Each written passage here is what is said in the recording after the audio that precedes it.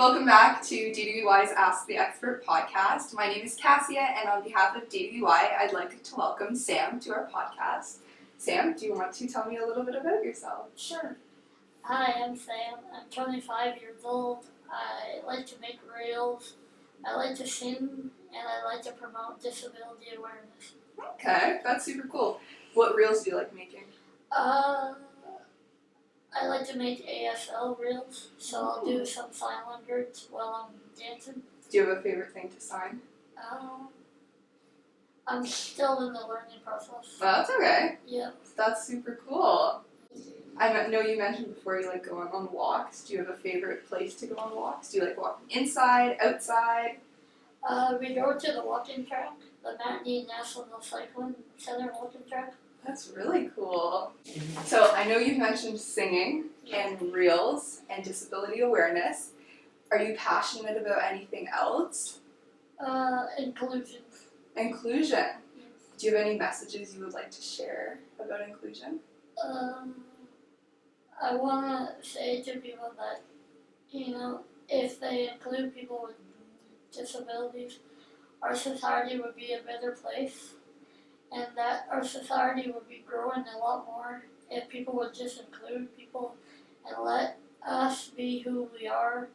And if we're having a bad day or something, please don't judge us or overlook us. Yeah, that's a really good message. I think it's really important that people should never judge anyone. No. No, absolutely not. So I know you mentioned you liked the Community Living Day program. Do you want to talk a little bit about that and what you get to do there? It's actually not with community living, it's outside. Okay, what do you get to do at that program? So I get to take the handyman to the day program, and I take the handyman back, and then at the program, it's a life skills based program, so we call it person-centered plan. So when I have my interview, we set goals with, they asked us what I want to learn, and I said one of them I want to get a job. And that's one thing I find in our society is that we really lack in people hiring people with disabilities. Because most people are going to their own business, creating their own business. That's cool. If you could get a job anywhere, where would you want to get a job? As a receptionist. As a receptionist? Yeah. Do you have a certain business in mind that you'd want a reception at? Like a hair salon or a doctor's office? Or office in general? Just an office. Just an office? Yeah. That's really cool. What other skills are you are they helping you learn? We're doing resume and how to be professional at an interview, what's the do's and don'ts and everything. Well, you're doing great in this sort of interview, so good job.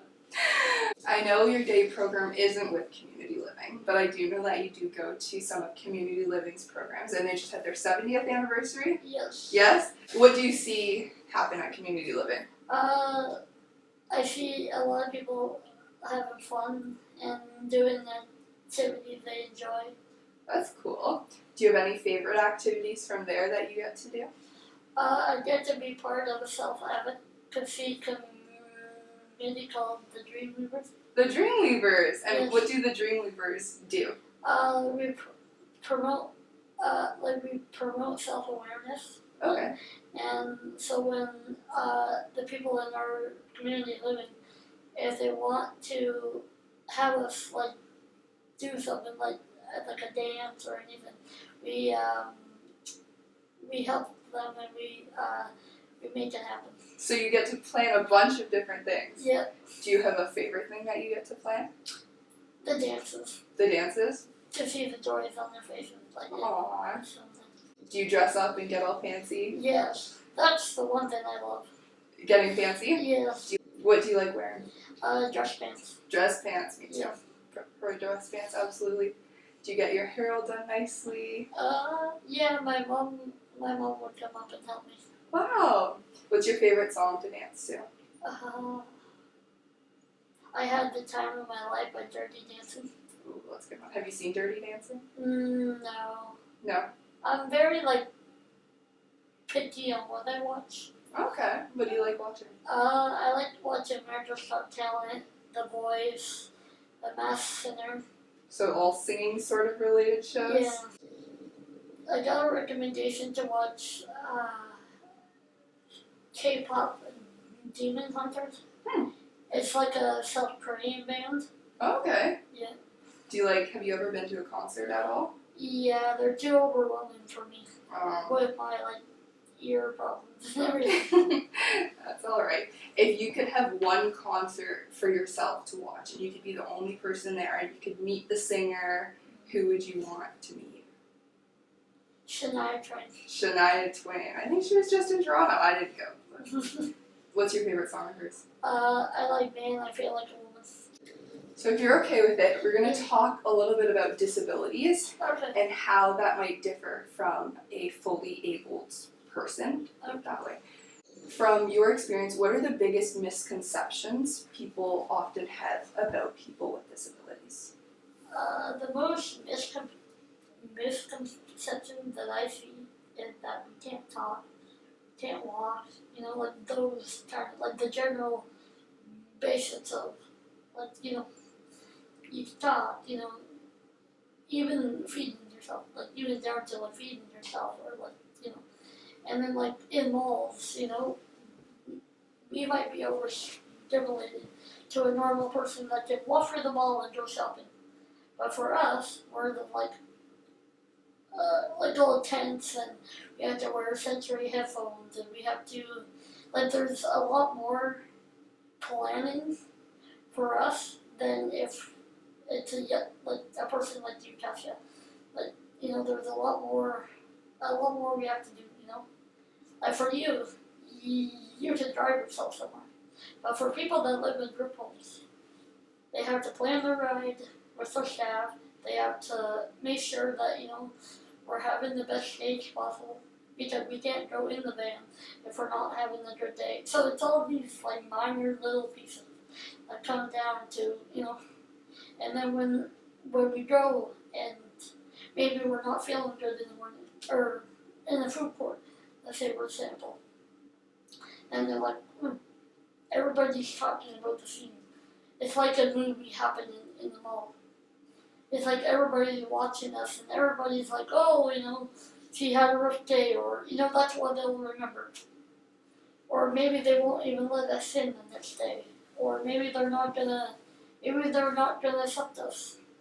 Or maybe they're not gonna, want to be around us.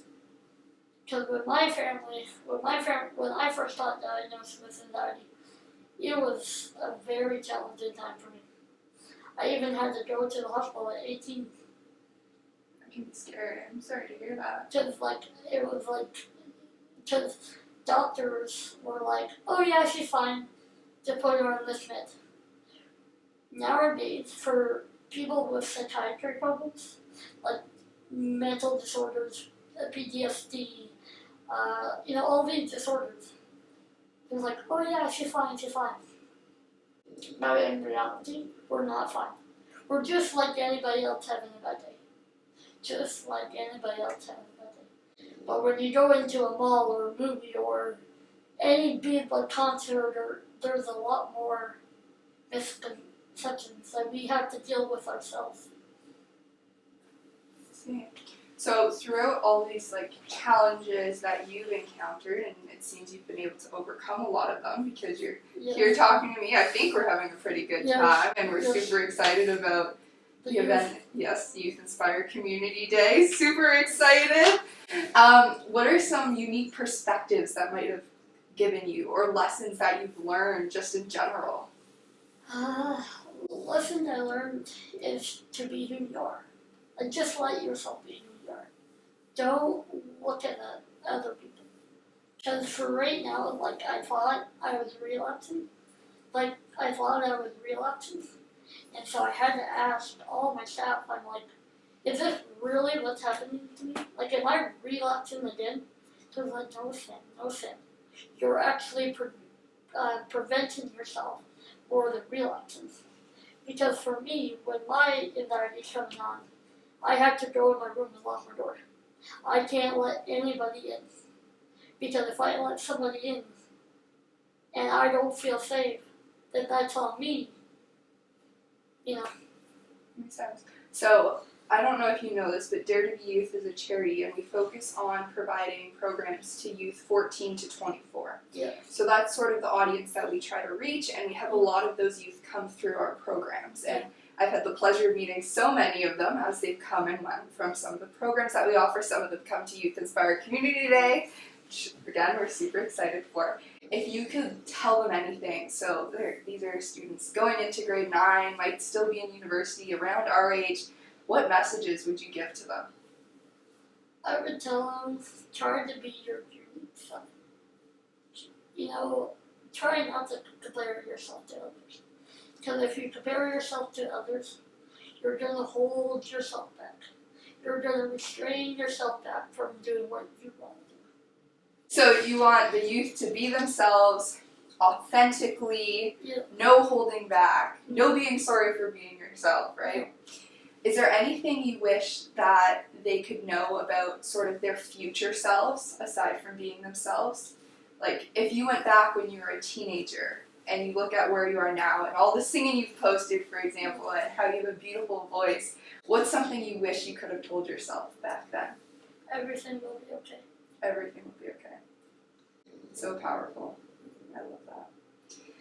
So I know you're a big advocate for individuals with disabilities and a big advocate for inclusion in society. When we go to a mall or when we're at a food court and it feels like a movie sort of around you, what's something that you wish the people around you would know? If you could tell them anything, and not in the moment, just now as a message before you go out, what's something that you could tell them? What if you were having a bad day? Yeah. And what if we were staring at you? How would you feel? We're just like any other human being.